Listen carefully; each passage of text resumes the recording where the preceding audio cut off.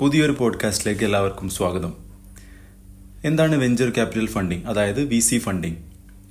Venture capital funding എന്ന് പറയുന്നത് ഒരുതരം ഫണ്ടിങ് ഫോർമുലയാണ്. അതായത് ഇന്ന് ലോകമെമ്പാടുമുള്ള സ്റ്റാർട്ടപ്പ് സംരംഭങ്ങൾക്ക് വളരാനുള്ള ഏറ്റവും പ്രധാനപ്പെട്ടൊരു വഴി അതാണ് വെഞ്ചർ ക്യാപിറ്റൽ ഫണ്ടിങ്. പുതിയ ആശയങ്ങളുള്ള യുവതിയുവാക്കൾക്ക് അവരുടെ സംരംഭങ്ങൾക്ക് ബാങ്കിൽ നിന്നും സപ്പോർട്ട് ഇൻ ദ സെൻസ് കടമായിട്ടൊക്കെ പണം കിട്ടാൻ വളരെ ബുദ്ധിമുട്ടായിരിക്കും. അപ്പോഴാണ് ഈ വെഞ്ചർ ക്യാപിറ്റൽ ഫണ്ടിങ് എന്നൊരു സാധ്യതയുടെ പ്രാധാന്യം പുറത്തു വരുന്നത്.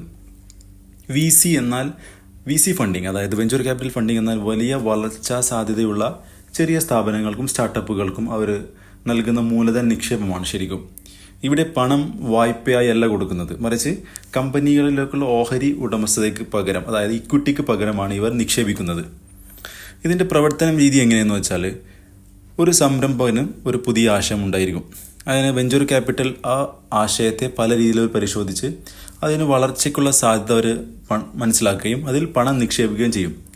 കമ്പനി വികസിക്കുമ്പോൾ നിക്ഷേപകന് കമ്പനിയുടെ ഓഹരി വഴി ലാഭം ലഭിക്കും.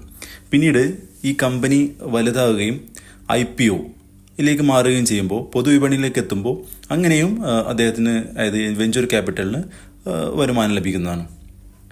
ഇനി മറ്റൊരു സാധ്യത എന്ന് പറയുന്നത് മറ്റൊരു കമ്പനി ഏറ്റെടുക്കുക. ചില കമ്പനികൾ, സ്റ്റാർട്ടപ്പുകളെ നമ്മൾ കേൾക്കാറുണ്ട് വലിയ വലിയ കമ്പനികൾ ഏറ്റെടുത്തു എന്ന് പറയുന്നത്. അങ്ങനത്തെ സിറ്റുവേഷനിലും വെഞ്ചർ ക്യാപിറ്റലിസ്റ്റ് കമ്പനികൾക്ക്, അതായത് അവർ ഇൻവെസ്റ്റ് ചെയ്യുന്ന കമ്പനികൾക്ക് ലാഭം ലഭിക്കും. പലപ്പോഴും ചോദിക്കുന്ന ഒരു നോർമൽ ചോദ്യം തന്നെയാണ്, വെഞ്ചർ ക്യാപിറ്റൽ എന്ന് പറയുന്ന ഒരു ഗ്രൂപ്പ് ഓഫ് ആളുകളാണല്ലോ, അപ്പോൾ ഈ വ്യക്തികളാണ് ഇതിൽ ഇൻവെസ്റ്റ് ചെയ്യുന്നതെങ്കിൽ എങ്ങനെയാണ് പറയുന്നത് എന്നുള്ളത്.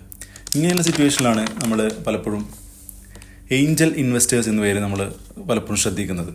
ഇങ്ങനത്തെ ഘട്ടങ്ങൾ, അതായത് ഒരു സ്റ്റാർട്ടപ്പ് കമ്പനിയുടെ അവൻ്റെ സാധ്യതയെല്ലാം മനസ്സിലാക്കി അതിലൊരു വ്യക്തികളാണ് ഇൻവെസ്റ്റ് ചെയ്യുന്നതെങ്കിൽ നമ്മൾ അവരെ ഏഞ്ചൽ ഇൻവെസ്റ്റേഴ്സ് എന്ന് വിളിക്കാം. ദാറ്റ് മീൻസ് ഒരു വ്യക്തി ആ ഒരു സ്റ്റാർട്ടപ്പിൻ്റെ എല്ലാ സാധ്യതകളും റിസ്ക്കും എല്ലാം മനസ്സിലാക്കുകയും അതിൻ്റെ വിജയസാധ്യത മനസ്സിലാക്കുകയും അവരുടെ പണം അതിൽ നിക്ഷേപിക്കുകയും ചെയ്യുന്നു.